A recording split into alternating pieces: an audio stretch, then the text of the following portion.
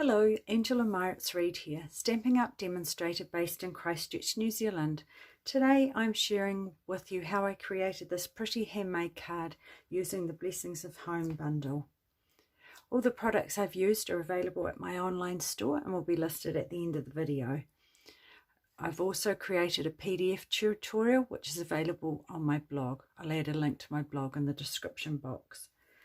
This is a card I created for this week's Global Design project, and it's casing my lovely friend Janneke. She created a beautiful card and I loved it, the colours she'd used and the layout, so I've kept things really much the same, just used a different floral stamp set. So we'll get started. Firstly, I've got a basic white card base, so I'll just fold that in half and burnish along the edge. Just gives a nice crisp fold. And then I've got a piece of the fresh Freesia cardstock, and I will layer that up when I'm going to pop that all together. And the next layer is a piece of shimmery white cardstock, and it's been watercolored at the back and on the background. So I'll just bring in some scrap paper, and this is a piece of the shimmery white. So I'm just going to create that and bring in my ink pad, and I've just popped some of the re-inker on the lid here. And then what I tend to do is just pick up a bit of colour, not too much, and then just add water to the background and just squeeze the water painter and just add water. And it is handy if you've got a wee bit of colour on there so you can see where you're going, or you can just tilt it to the light. So I just sort of add colour and then just add, keep on adding it until I build up and get sort of, as you can see, that sort of area where it's going to show through behind the floral image. So you can just keep on adding colour, just build it up. And then I like to sort of add more water and then whiz it around so that you can get some movement. And then what you can do too is dry it in between times, and then that sort of moves the water and the colour around and gives you those sort of layered dried images. I'll just give you show you how I did that.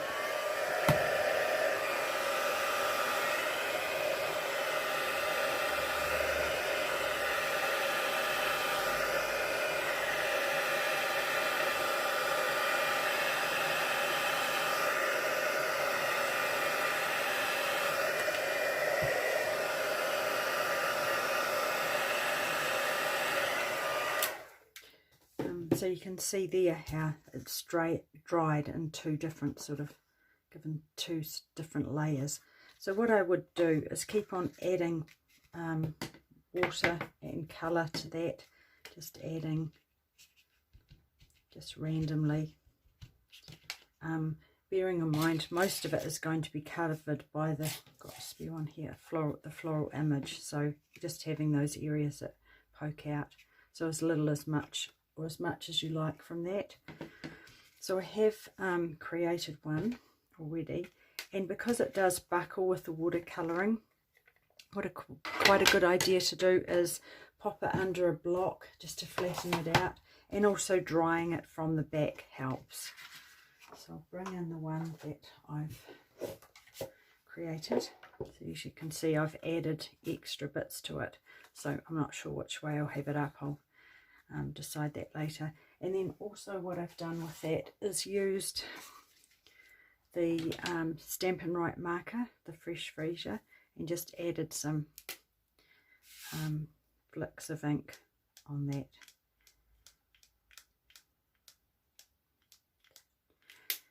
And that's all ready, so I'll just set that aside. And then next I'm going to add the floral image. So I've just got another piece of shimmery white cardstock and the floral image here. And because I'm using watercolor, it's going to be done in StazOn. It creates a nice, good, sharp image.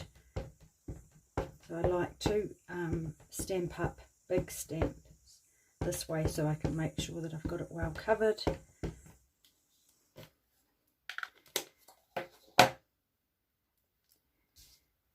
And just get that on there. Give it a good press all over. If you're worried about it not inking up properly, you could use your Stamparatus. But there, that's a good image. So, and then that would be die cut with that. So I've already got one here that I prepared earlier. Take all those out of the way. Bound to land in them. And then the next thing I'm going to do is colour this image. So I've got the colours, the same colours that Janneke used, which is the gorgeous Grape, the soft Succulent, and bringing back in the fresh Freesia. So I'll start with the fresh Freesia and just colour all the petals, and I'll go in and take in a darker colour after. So with watercolouring, I find can be quite random. Just want it to be sort of look for fairly natural, and I find you don't have to go to the edges. You can, of course, but I choose not to.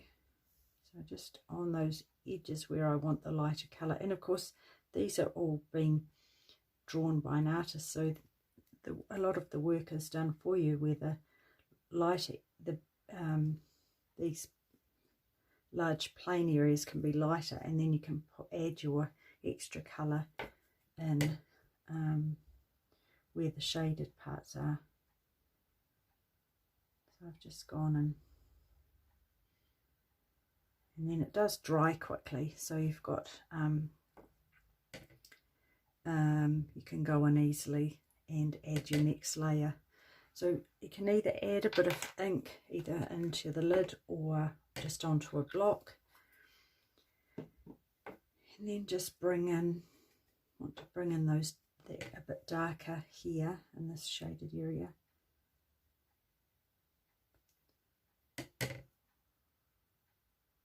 And you can just keep on going and adding, layering up the colour.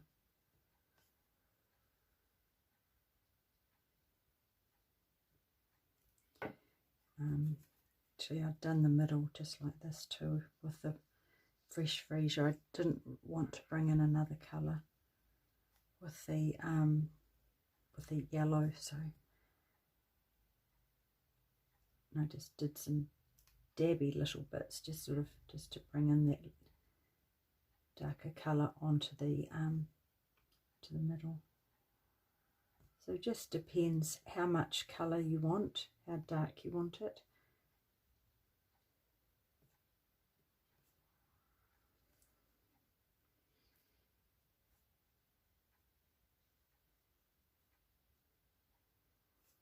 So just keep on layering up that. Just add some little dots in the middle, and then also what you can do is if you wanted to take a bit of colour out, just add some water, just sort of drop some water onto that, and it will sort of wash it out a bit. I think that's okay. These ones done dark, so I'll just go in and put that colour into there. So really, you know, you can be, if you want to take a bit more time, absolutely, I find it really therapeutic and relaxing. Just for the purpose of now, I wanted to do it a little quicker. So These ones are a bit darker, so I'll come back with the gorgeous grape and bring that in on those. And as it dries too, it changes a little bit. I think that's, I'll add lighter colour into those. I'll put in this in now. So another way of adding colour to that is just by pressing your ink pad to the top, and then it puts it on there.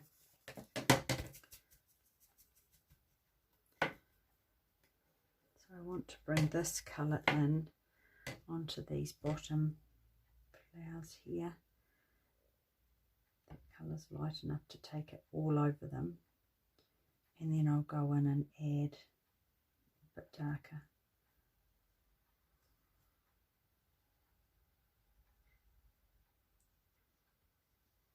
So just that colour down. And if it wasn't drying quick enough, just add, you know, use your heat tool to dry it. I do find it dries quite quickly, and also sometimes it's quite good if it is a little bit wet still. It will just, the colours will merge a little bit easier.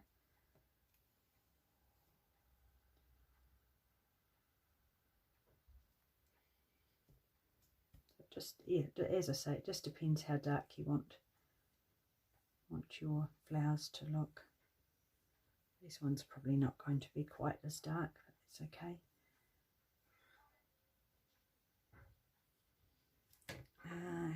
And then just these ones up here, I'll just add a bit more to that.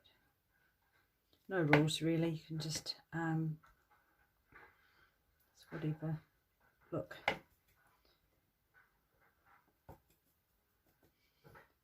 Just take that. Okay, and also if you don't feel that it's blended well, you can just add a little bit of water and it will blend it, or a colour that it will just bring the colour in between those two colours. Right, I think, oh, those little flowers up the top.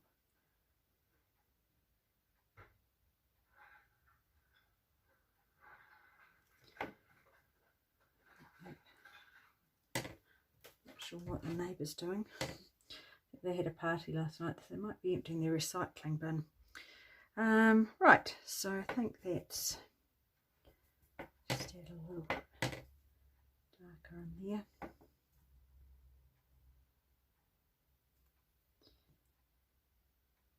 Okay, and then we're going to go in and add the do the leaves, and they've just done in soft succulent. So just clean off brush. So I just want to do the wash on the background.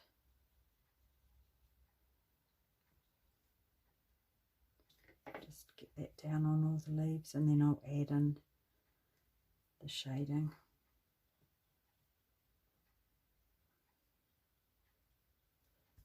Not too many leaves, just enough to give a pretty touch of green. Right, so I've got my green, and then I'll go in and just put in just on the, that's there, the shading.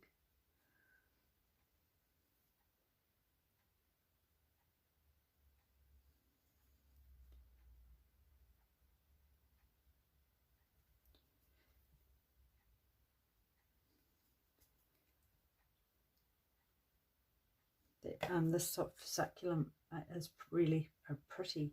I love this colour, and it looks really pretty on the leaves. It's a bit of a change. Yeah, and I'm going to add Wink of Stella to that later too, so it'll add a little bit more sparkle. The shimmery white already does have a sparkle to it, so it'll add a little bit more. So that's ready to go. So now it's a matter of stamping the sentiment, and that's have a perfect birthday. So that's just on a strip of shimmery white, and and I've just used a memento in this case.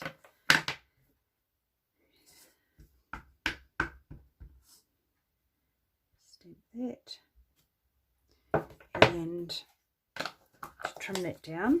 So I've got one here I've already just trimmed down. Just use your trimmer, or if you're got it straight cutting, then do that. So I've just kept it fairly small. I don't want to cover too much. This one I did it with the white, but actually on this one I've done it, I thought it worked quite well, so using the shimmery white as well. So then it's a matter of popping it all together. So I'm just going to use some glue. Add that to the back, and I just want to pop that on an angle.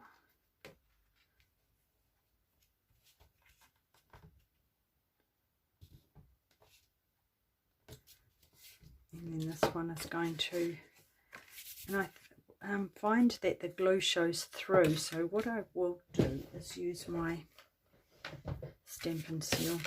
Look at that.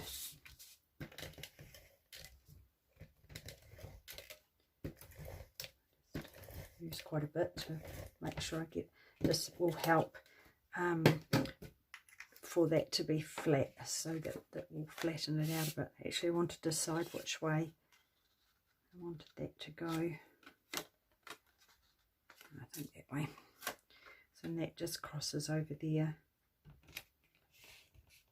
Make sure it's right before I pop that down, because that won't be so forgiving.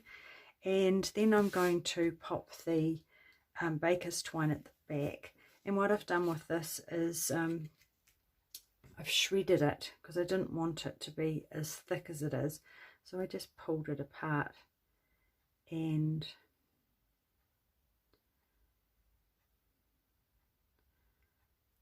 just pull out, try and get a couple together if it's possible, those two, and then they will just, because it's a nice short piece, they'll come out quite easily.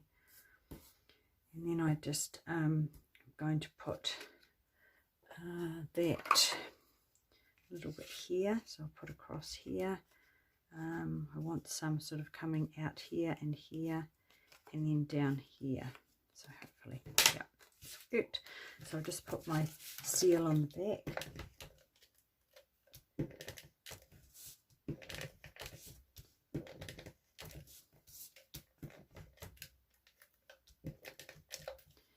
And what I'm going to do is turn that over, because I want to see how it looks from this side. So I'll just do,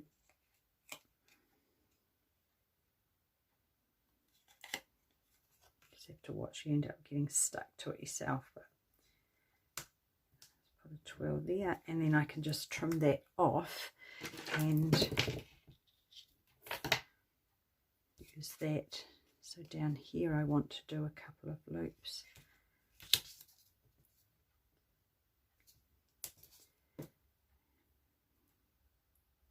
And another one. And the good thing was with using the Stampin' seal, if you don't like it, you can just reposition where you've put the, pull it on and off easily enough. Actually, I want to just spread that out a bit more, so I'll put that up a bit more there. So just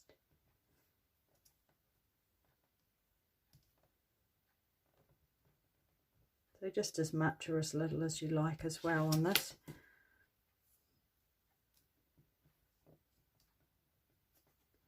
Let's see how that's looking on the other side. It's okay. And then I've done, might just take that a bit smaller, done a couple of loops up the top. So I'll just pull another thread out, so I've got those two left, and that's, yeah, up here. So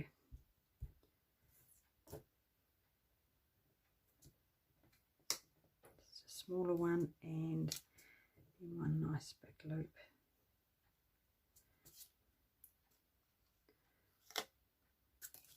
when you're happy with what you've done, that should be okay. Add some dimensionals to that whole floral piece like that.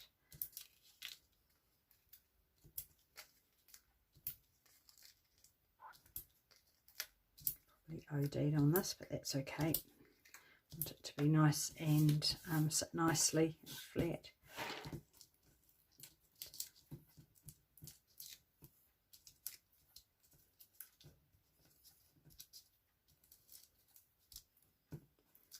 And then add that on at a diagonal. That looks okay. And then I'm just going to add the sentiment, and so that end, see I had a bit of a play with that. Pop a half one on here because that's going to go over the edge, and then just pop some glue on. And oh, actually I wanted the Stella. I might just pop that on first. So I've got my Stella here, and just randomly add it to where you want a bit of sparkle. Doesn't show up so much here, but it will